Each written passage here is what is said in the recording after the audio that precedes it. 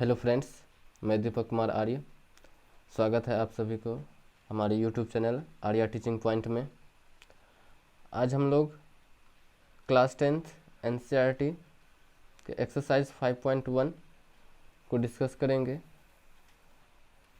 Question number 1 कह रहा है कि निम्नलिखित स्थितियों में से किन स्थितियों में संबंध संख्याओं की सूची एपी में है और क्यों। तो इसमें फर्स्ट नंबर कह रहा है प्रत्येक किलोमीटर के बाद टैक्सी का किराया, जबकि प्रथम किलोमीटर के लिए किराया 15 रुपया है और प्रत्येक अतिरिक्त किलोमीटर के लिए किराया 8 रुपया है। तो हम लोगों से कहा गया कि जो हम लोग को जो स्थिति दिया गया इसमें से ये बताना है कि ये जो सूची है ये एपी में है और यदि है तो क्यों है, तो रीज़न भी बताना है। तो क्वेश्चन कहा कि प्रत्येक किलोमीटर के बाद टैक्सी का किराया, जबकि प्रथम किलोमीटर के लिए किराया 15 रुपया है और प्रत्येक अतिरिक्त किलोमीटर के लिए किराया 8 रुपया है। तो कहने का मतलब है कि अगर कोई व्यक्ति यहाँ से लेकर के यहाँ तक आता है तो उसको लग रहा है 15 रुपया 1 किलोमीटर का, और यहाँ से यहाँ तक जो है ये भी 1 किलोमीटर ही है, लेकिन यहाँ से लेकर के यहाँ तक आएगा 15, क्योंकि फर्स्ट किलोमीटर का किराया क्या कर रहा है 15 रुपया है, 15 रुपीज़ है। और जैसे ही आगे बढ़ेगा दूसरे किलोमीटर के लिए तो 15 रुपया तो लगेगा ही, और साथ ही जो है कि इसको 8 रुपया और एक्स्ट्रा लगेगा, क्योंकि कहा है कि प्रत्येक किलोमीटर के लिए जो अतिरिक्त किराया कितना है 8 रुपया है। उसके बाद जैसे ये आगे बढ़ेगा यहाँ पर आएगा, ये भी 1 किलोमीटर है और यहाँ भी 8 रुपया जुड़ जाएगा। तो हम लोग मान लेंगे, माना कि टैक्सी का फर्स्ट किलोमीटर के लिए नियत किराया 15 रुपया है। टैक्सी का फर्स्ट किलोमीटर के लिए नियत किराया कितना है 15 रुपया, हम लोग ये लेट कर लिए, मान लिए। और उसके बाद कह रहा है कि और दूसरी बात हम लोग मान लेता था प्रत्येक किलोमीटर के लिए अतिरिक्त किराया 8 रुपया है। क्लियर है यहाँ तक।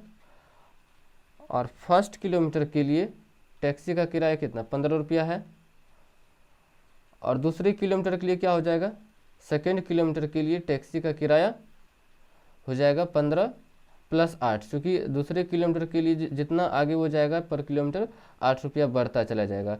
तो पहले के लिए तो 15 रुपया ही लगेगा, और जैसे दूसरा किलोमीटर के लिए 2 किलोमीटर जाएगा तो उसको 15 × 8 = 23 रुपया लग जाएगा, क्योंकि 8 रुपया एक्स्ट्रा लग रहा है। और जैसे आगे बढ़ेगा तीसरे किलोमीटर के लिए फिर 23 में क्या हो जाएगा 8 जुड़ जाएगा। तो तीसरे किलोमीटर के लिए थर्ड किलोमीटर के लिए टैक्सी का किराया कितना हो जाएगा 23 में से फिर 8 प्लस हो जाएगा, तो 23 + 8 = 31 हो जाएगा, 31 रुपीज़। तीसरे किलोमीटर के लिए कितना किराया लग रहा है 31 रुपीज़।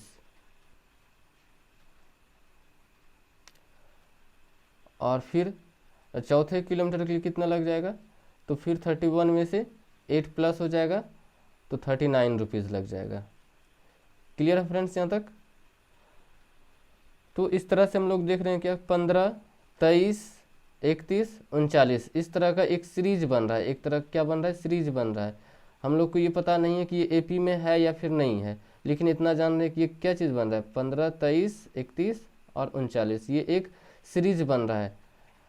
तो एक श्रेणी हुआ, सीरीज हुआ, तो 15, 23, 31 और 39, और ये आगे बढ़ेगा तो फिर 8 रुपया जुड़ते चले जाएगा।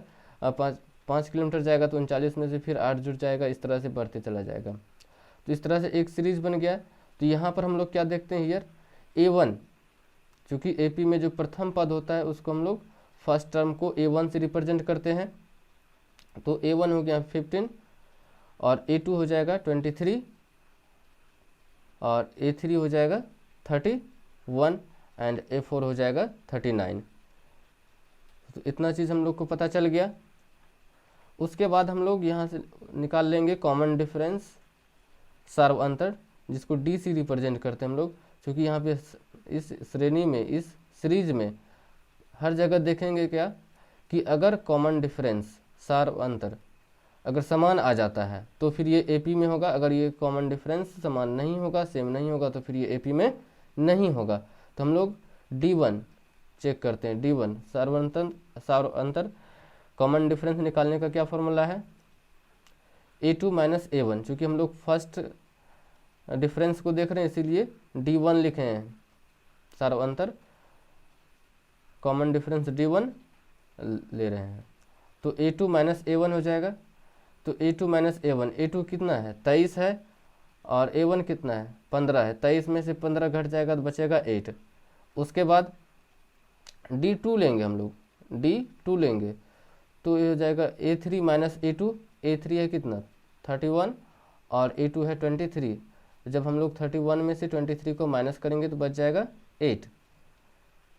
और उसके बाद फिर हम लोग D3 लेंगे तो D3 में क्या हो जाएगा? A4 माइनस A3 हो जाएगा। A4 है हम लोग का 39।